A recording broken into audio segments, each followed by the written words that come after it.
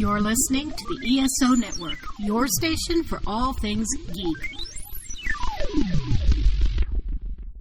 Hello, and welcome to episode 89 of the Soul Forge podcast.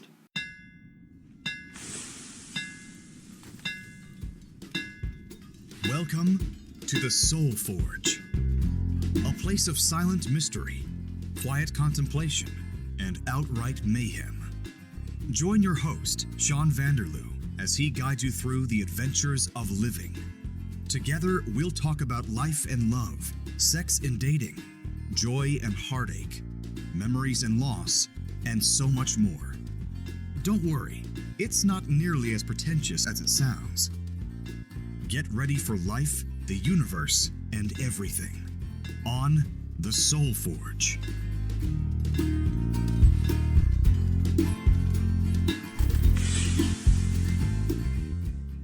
Hey gang, it's Sean, and today we have a special treat for you, a brand new guest, or possible new recurring rotating co-host. We've got Deidre. How are you? I'm very well, thank you, Sean. You're very welcome. It's good to have you on board the Soul Forge crew. Thank you. You have no idea what you're in for. I know, apparently. Oh boy. I'm just going to roll with it. That's all you can do, really. Yeah, I started it, as you know, just talking about myself, and then recruited more people to get more experiences. And sometimes they're solo episodes, and sometimes I have a co-host or two. Great. So now it's your turn. I'm looking forward to it. Oh, good. This could be the first of many, because you are a fascinating individual, and you have lots to tell me. Thank you. No, thank you. And thank you to our listeners as well. They're in for a treat. But today, we're going to talk about the Black experience, because we're in the middle of Black History Month right now. Yes. And so last year, it was the first full year of the podcast, and as February rolled around, I thought, I'd like to do an episode on the Black experience. But since I'm the whitest guy you know, that's how I do the Rusted Robot podcast, all about geek stuff, and me and my host Josh are always bantering back and forth, and I'll always say, yeah, Josh, we're the whitest guy anybody is out there. So I definitely couldn't do it by myself. So just for a little bit of background, you started at the post office in November. Correct. Okay. And we've had several conversations. Yes. Just brief ones passing through. And then one day I came in from delivering the mail, and I took my headphones out, and you were just there, and you're like, what are you listening to? I'm like, podcasts. And you were like, podcasts? And you were somebody who actually knew what a podcast was, which was awesome, because I come across very few people who do, or very few people who even care. And I found that interesting that you commented on that. Yeah, and then we just started talking, and you have lived a very interesting life, and you have all kinds of interests. I do. And so we're going to be talking about those on future episodes. Okay. Yes. Awesome. Yes. But for right now, I wanted to talk to you about your experience as a Black woman in the North. Mm-hmm. Okay. Mm-hmm. So you are from Winnipeg originally? Correct. Okay. And you grew up there and lived there for how long? I left Winnipeg when I was about 28. Okay. Yes. So most of your life you were there. Yes. You were there. And I left it to pursue my dream. Which was? Flight paramedicine. Ah, okay. Yes. So were you a pilot? I was not a pilot. Okay. I was a paramedic. On the flights? On the aircraft. Okay. Yeah, so on the helicopters and on the small aircraft. Ah, how was that? That was amazing. Yeah? Amazing, because I was living my dream. And you did that for how long? I did that for 15 years. Okay. Yes. Okay. 15 years as a paramedic, 10 of those years doing flight. Wow. Mm-hmm. And you loved it. I did. But now you work at the post office. I do. Okay. I do. And so you were a paramedic down in the Toronto area? No. No. I was a paramedic. I started off in the U.S. Oh, wow. I went there, studied, and worked. Okay. And under my student visa, we could work for a year in our field that we graduated from. Mm-hmm. I'm like, oh, heck yeah, let me loose. Well, sure. Yeah, so I started off in Minnesota, and then I worked in Louisiana. Oh, wow. And had an amazing time there. The people there, the food, put on 20 pounds in the first month. I bet. You know, well, the food was just scrumptious. Amazing. Yeah. And then I made my way back up to up to Ontario. Okay. And it was my visa expired, so I had to come back. Like, hey, that was amazing. I worked offshore, had fun. So you've been all around. Yes. Oh, that's awesome. Yes, and then came to Ontario and got certified here, and here I am. Made my way up to Timmins. Started off in Moosonee. Oh, wow. Okay. Yes. Yeah. So you've definitely seen some different cultures. That's right. And yet, as much as they're different, I went up to Moosonee, and I'm like, oh my gosh, there's my uncle. There's another uncle. There's an aunt. The people that were showing up for me reminded me of my family. Oh, okay. So not actual aunts or uncles, just Right. people who seemed like a lot of what you were familiar with. That's right. Okay. That's right. Wow. I had this amazing journey of growing up with my parents' siblings. Okay. Yes, so my dad had 9 or 10 siblings, Wow. and then my mom had about 6 or 7 siblings. So you you lived all in the same community. Yes, So you had all kinds of Yes. cousins, aunts, uncles. yes. Great big exactly. close knit family. That's right. That's fantastic. Yes. Okay. So growing up in Winnipeg, Mm-hmm. I don't know much about the province, the city. What can you tell me about it? Was it primarily a black community that you lived in? Mostly white, native, something different, bit of a mix? It was a mix from what I remember. Okay. Very family oriented Mhm. as well. Good. Because we were moved closer to a school as well, and the my involvement though was I was very very involved in the community, so volunteering and all kinds of stuff. So I was involved and exposed to different races, different cultures. Our Indigenous, our First Nations people, are primarily living in Winnipeg. Okay. So you weren't very and- segregated from them? No, Oh, they No, were just I part didn't. of, like everybody lived with everybody. not as far as I remember. Remember, right. Yes, yes. So you never felt And then- anything different, like they weren't other Like- or... Not for me. Okay. Yes. Okay. Not for me. And so my family, my aunts, my uncles, and the community, my parents are both from St. Vincent and the Grenadine Islands. Oh. My dad married the girl next door. Oh, nice. Yeah, so I'm related to the island of Union Island, Hmm. all 2,000 people and then some. Have you been there very often? I have. That's a whole nother story too. Oh, that's another episode one day. for All sure. right. And so they were leaders, the men and the women that came from Union Island Mm-hmm. and St. Vincent and the Grenadine Islands were very much leaders in our community. Okay. And so I was exposed to seeing these strong, active leaders Mhm. who are of the same skin color as me. So skin color never played a big role until somebody actually came up to my face and said, "What color are you?" Really? Yes. And it was a white person? And white person, Mhm. and she was maybe 4 years old. This Ah. blonde little girl, and came up and touching my skin, touching my hand. Oh my goodness, you're so soft. And it was just, I just sat there and let her stroke my hand. But those are the main times that I really recognized. But nothing like evil or mean or... Yes, my best friend's brother called me the N-word. Oh, no. I ran after him and beat him up. Good for you. Well, not beat him up, but said, "Don't you ever call me that again." Right. But I understood. I think I was old enough that I understood that he was just exploring Right. what he'd heard as well. Okay. So it wasn't. I didn't think it was a big deal for me at that time. And it wasn't meant hurtfully? No, No. no. Okay. And so it was just a small episode. Other than that, when it comes to like just blatant racism, there's a couple of times that I did experience that there was a definite bias. Okay. Mm-hmm. Is that something you'd like to... And sure, I can. Yeah, tell me a little I bit can- about it. The one I was in nursing school, and just the reports from this one particular instructor, the feedback that was written in my report, they were very subjective.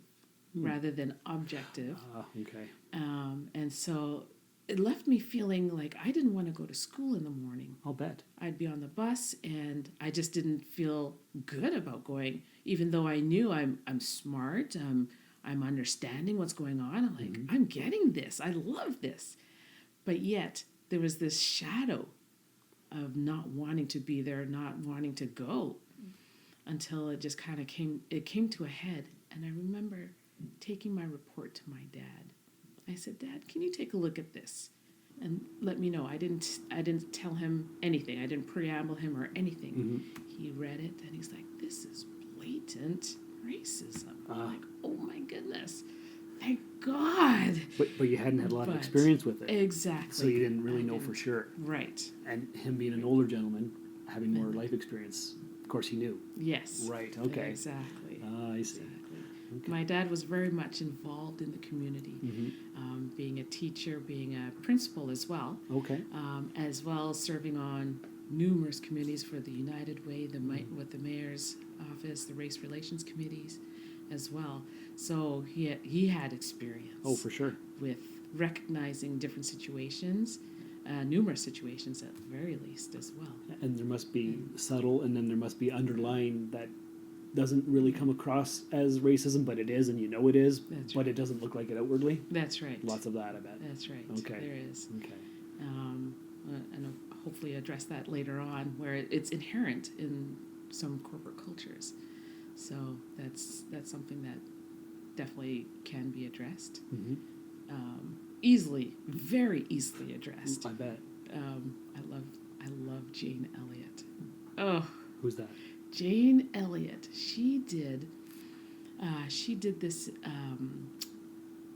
I don't know if you want to call it experiment or study with. She's a teacher, Okay. and this was back in I think it was the 60s. Don't quote me on that. And she did the blue-eyed, brown-eyed study. Right. With the Whose blue-eyed people are smarter than brown, it's- vice versa. That's and right. it actually changed their behavior. That's yes, I did right. hear. I did hear about That's that. right.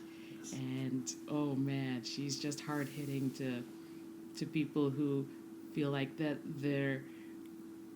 they don't know the experience of racism from both sides. Right. And she says, "You can read, can't you? Then you know about racism." I'm like, "Oh, good Lord, woman!" Right? Yeah. So it's definitely out there, and she just really brings it home to say that we just have to read it to know it. Mm-hmm. Yeah. No, for sure. Yes. Yeah. Now, my experience growing up in Sault Ste. Marie, a lot different. A very white community. We had a lot of Indigenous people, but they were on a reserve. And we had a few at our school, but it wasn't very common. And the first time I saw a black child, I think I was in grade 3, and he was mean. And so naturally I thought, well, I guess black people are mean, because he's the only one I'd met. Yes. And I don't know ever what happened to him. I don't know if he was in my class or he was just there for that day or whatnot. But then I don't remember seeing any black kids until high school. Okay. And I think his name was Blake, and we talked. We were in the art class together, and we sat at the same table, and we chatted, and great. So I didn't really experience any racism, and I didn't feel anything bad towards him or whatever. And as a kid, I watched all the shows, like the Sanford and Son and the Jeffersons and Good Times and Different Strokes and all that. Yes. They just seemed like people to me. And the first time that I came across racism was in an episode of the Jeffersons, Okay. where there was some white guy. He hated black people for some unknown reason, and I guess he had a heart attack, or he needed mouth to mouth anyway. And the only one there that could do it, give CPR, was Mr. Jefferson, and he refused to have mouth to mouth from a black guy. Yes. I'm like, well, that doesn't make any sense. So it affected me as a kid to know that was stupid. Interesting. So Yes. I don't think I ever had any racism bones in my body or whatever. And I remember my grandfather, Brazil nuts, he would call them the N-word toes. Or when I would say, hey, Grandpa, guess what? And he'd say, I don't know, you're a N-word and I'm not. And that was just his way of saying things. And I knew even then, I don't think I'm supposed to be saying these words. You know, he was born in 1929, so he's from that generation where I guess I don't know if he was racist or not, or he just had that dialogue in him. So Okay. there's no way to know now because Interesting. he's long Yes. past. But Yes. it was a thing. It was a word that people used, and then all of a sudden in the 80s, you didn't say it anymore, Right. and it just disappeared. Mostly, I guess, except for racist people. So, was your experience anything similar to that? Not- Like for example, Brazil nuts at Christmas. What would you guys call them? Brazil nuts? I knew them as Brazil nuts. Okay. Yes. I didn't know that that's actually what they were called. I actually thought they were called N-word toes. I didn't know. That's just what they were all called, right? Got it. So Got it. there's, Yes. there's that kind of a difference. Yes. And I knew that couldn't be right, but I didn't know what they were actually called. Right. So, I'm trying to think if there was anything that really turned me around to say, oh, maybe I might be racist as well, or thinking the same type of.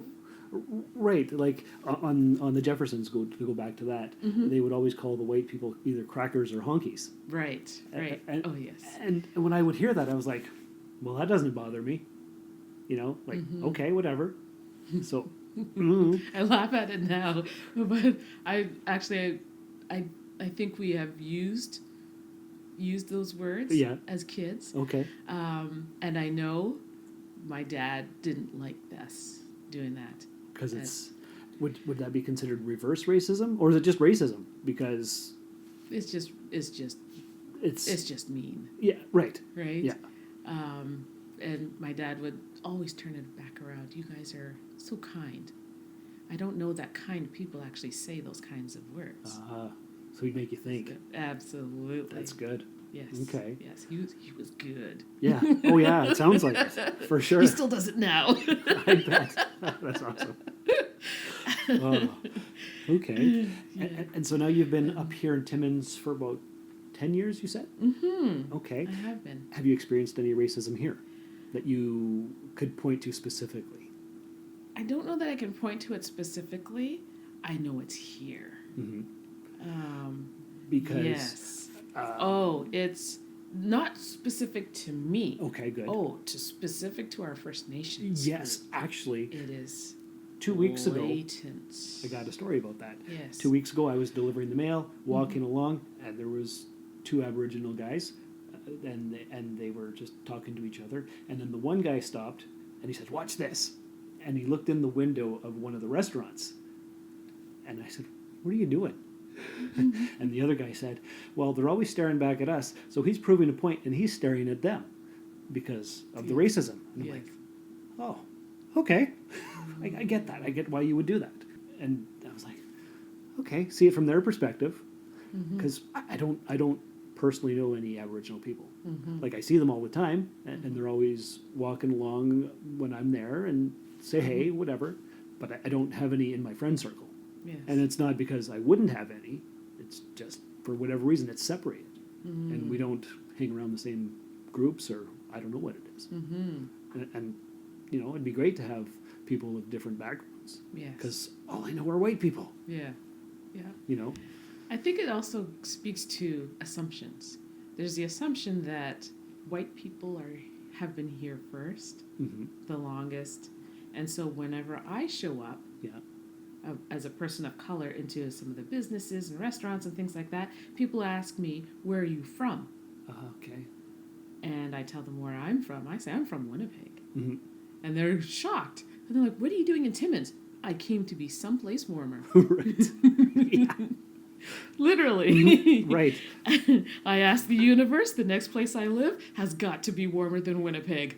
And the universe answered back and said, "Hey, here you are." Timmins is 2 degrees warmer. There you Yes. go. And then I asked them the same question. "Where are you from?" And people are taken aback. They have to search back because they don't get asked the question because it's assumed That they're from here. From here. Right. Like from Timmins itself. From Timmins. Right. That's right. Okay. Timmins and area. Mm-hmm. So because there aren't a lot of black families here. There are now more than when I got here 16 years ago, and we've had more Asian people come in, and I guess Sikhs, or anyway, there are people wearing turbans, and you see a lot of those people now too. And to hear people talk about them, there's still racism. Yes. And I'm like, I would like to know these guys, but I don't know how to just go up to somebody wearing a turban and say, "Hi, my name's Sean. Let's be friends, or let's get to know each other. How would you like to be on my podcast?" You know, I don't have that kind of thing in me. Yes. But I would like to know all kinds of different people and get to know their cultures and stuff. What inspired you to be here? To be here? Yes. Here where? In your house? Talking to you? I don't go specific. I say, you answer how you would like to. Okay. What's inspired me to be here? Yes. To spread positivity, I think. Like I was telling you before we started recording, when I see you, I'll walk into the post office and you'll be working away, and I immediately feel better. You're one of those people that just spreads light. I guess that's the best way to say it. Like, Thank you spread joy, and everybody's happy to see you, and people are always smiling around you. And I'm like, that's what I aspire to. And maybe I do. I don't know. People haven't told me this. But that's part of the reason for the podcast, to talk about things people don't talk about, to teach people things, Yes. you know, just to spread knowledge and positivity. That's all I want to do. Awesome. So, Awesome. and learning more about you and your history, Thank you. letting our listeners know more about it. Because, like I said, everybody knows white. Yes. Not everybody, but 95% of the people I know. You know, what was it? Episode 53 of the podcast, I talked about my interracial experiences. Now we had two Asian guys at the post office, Eddie and Nick. And now we've got you. So we've got a little bit more diversity, which is awesome. Yes. But it's still pretty white at the post office. Yes. It's still pretty, it depends where I work, where I go, with regards to working as a paramedic. Okay. I always wondered, as a flight paramedic specifically, that was more challenging, just because we don't always see everybody, Right. because we're flying around the province Yeah. and such. But just based on what I could find out, majority of our paramedics for the organization are white, right? Yeah. And so,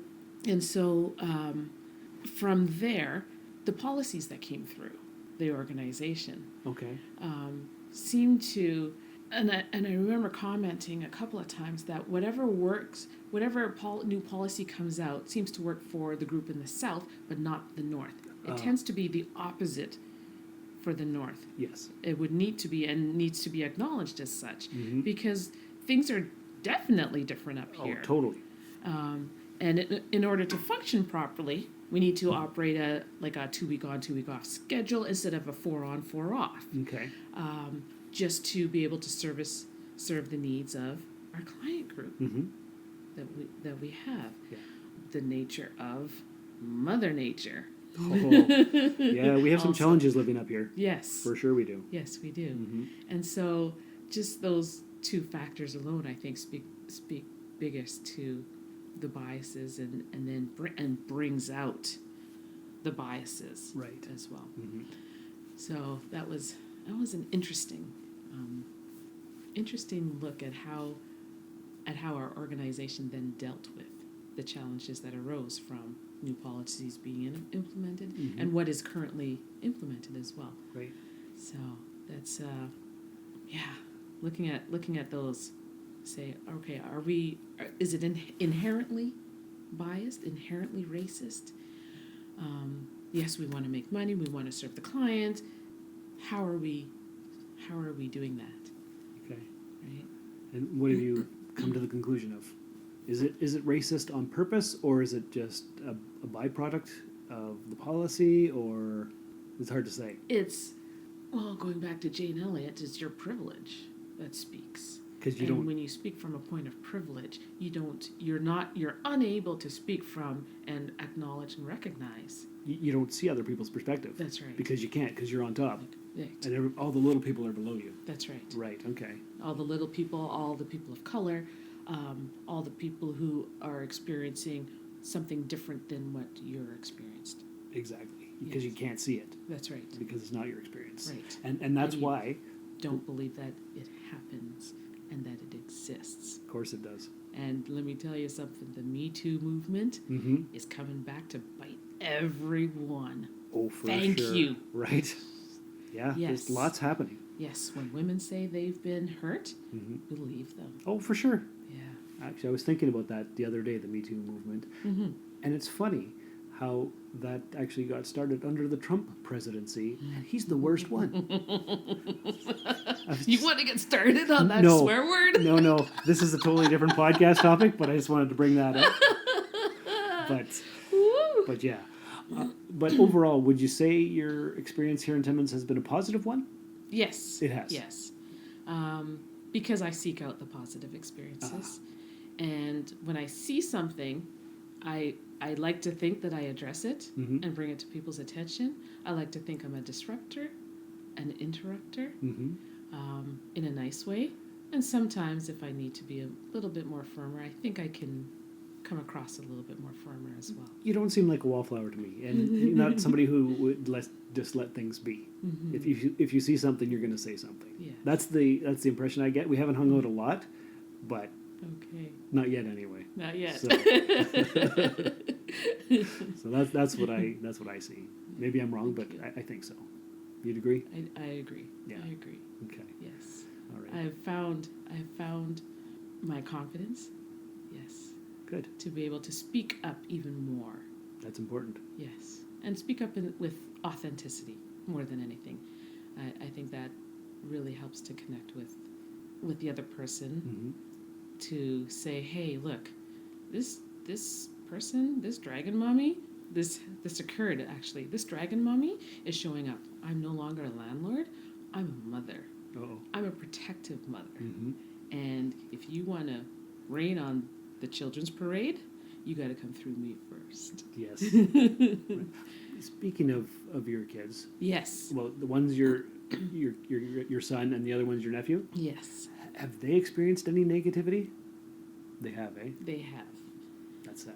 They have. At school or daycare and whatnot? In the school system. What happens? Which is, I'm not able to discuss. No. Okay.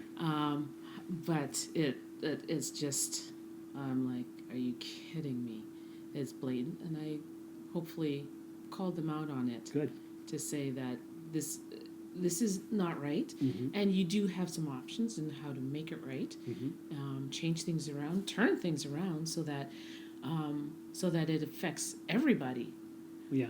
Because when you single out, one of the things is that they want to single out.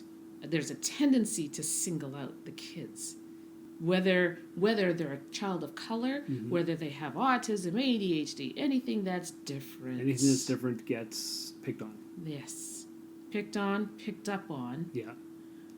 As much as they're wanting to help the child, the other kids know.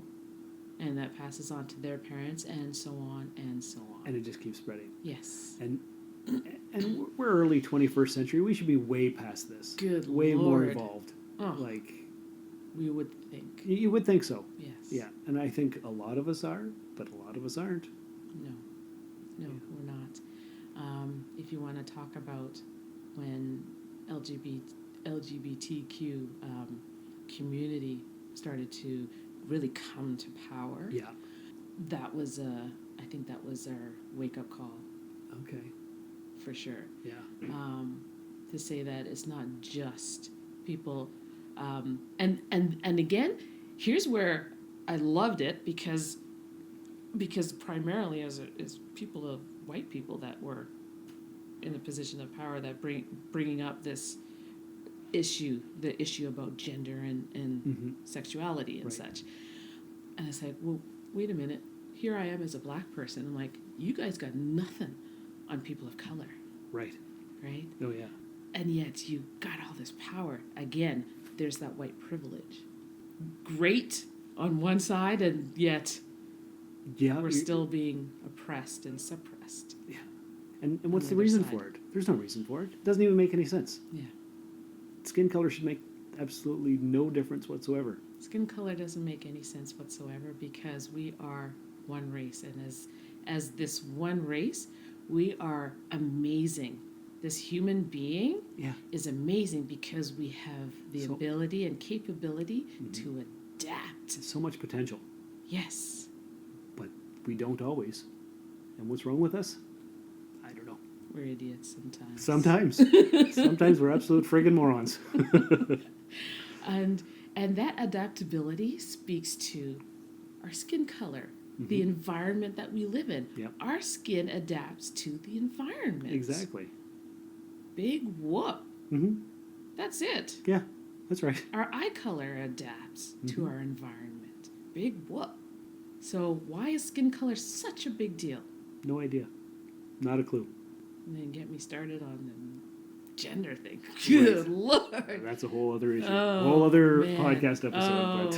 But Oh. yeah, But let me tell you something. tell me. It's coming to a head. It's to a head.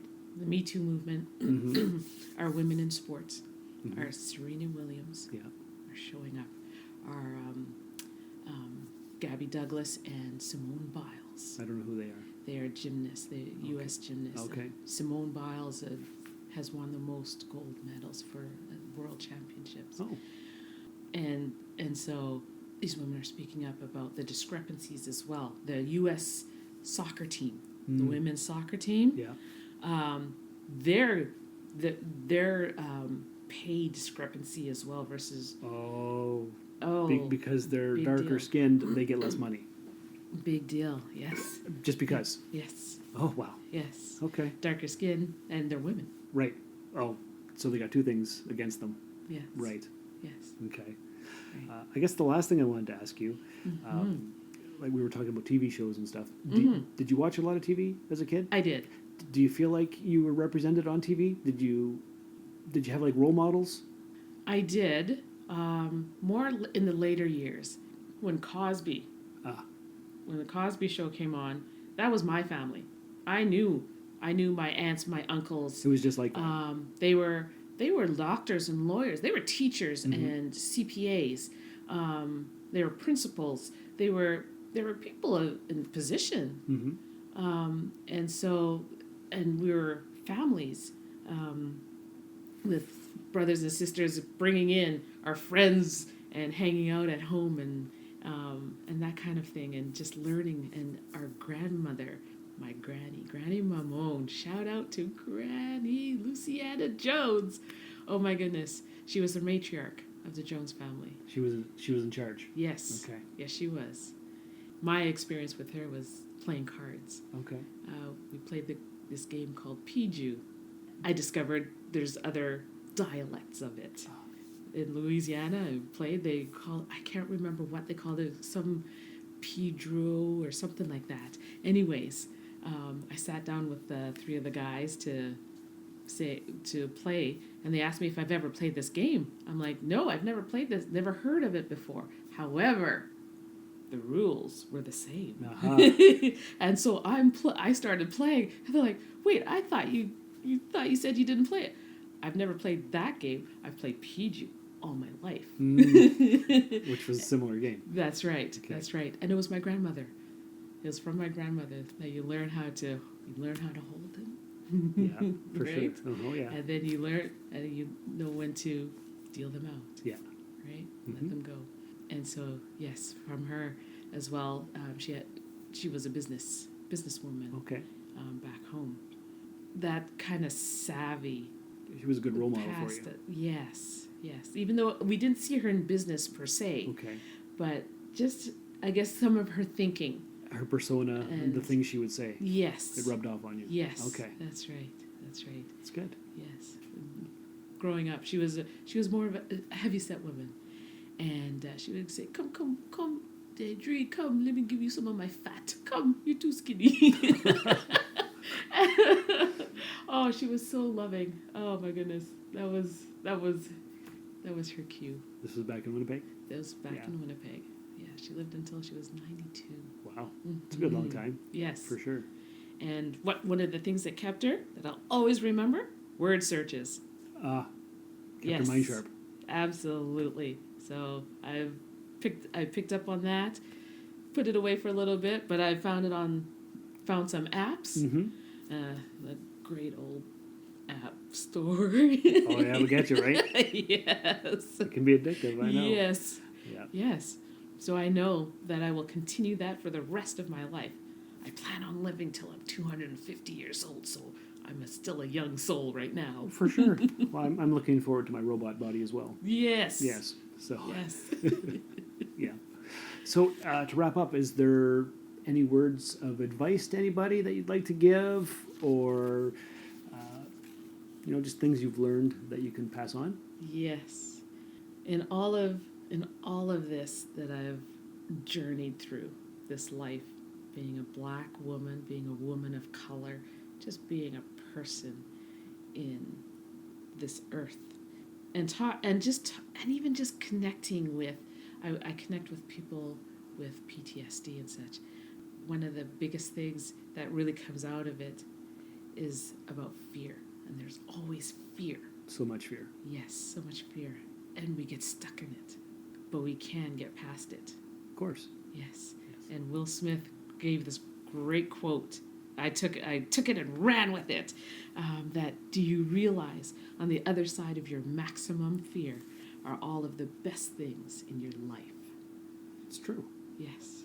Because, you just have to get past the fear, and then there you go. There you go. Yes. And I call that other side of that fear the universal challenge line. Thank you, Colin Sprake. The universal challenge line. Get past that, best things of your life. And that Will Smith, he's Yeah. got a lot of cool quotes. Oh, Like, man. we were doesn't looking he? through them before we started recording, and there's a lot. Yes. So, yeah, definitely. Yes. All right. Well, I do thank you for sharing a bit of your story with us. You're welcome. We'll hope to have you back real soon. Listeners, thanks for coming by and wanting to know more than you did yesterday. And remember, like Will Smith said, if you don't fight for what you want, don't cry for what you lost. This has been another episode of the Soul Forge Podcast. Find us on Twitter at SoulForgePod or email the show via soulforgepodcast@gmail.com. Soul Forge is a production of Sean Vanderloo and Friends. You can find Sean on Twitter and Instagram at Darth Vaderloo. Remember to visit soulforgepodcast.com for all of our social media links and share the show with everyone you know. Thanks for stopping by the Forge. We'll keep the fires lit until your next visit. Do you enjoy TV shows, movies, video games, comics, or novels? Do you enjoy listening to people discuss geeky topics without getting bent out of shape when they disagree? If you do, then the 42 Cast is right for you. We're a podcast with a rotating cast of guests that discusses a new topic every week. You can find us on Stitcher Radio, iTunes, Google Play, or 42cast.com. You can also support us and the entire ESO network by going to patreon.com/ESO network. That's the 42 Cast, your ultimate answer to fandom, geekiness, and everything. This has been a broadcast of the ESO Network. Be part of the crew and help support our shows by donating to our ESO Patreon or by shopping through Amazon.com or the TeePublic store, which can all be found at www.esonetwork.com. The ESO Network, your station for all things geek.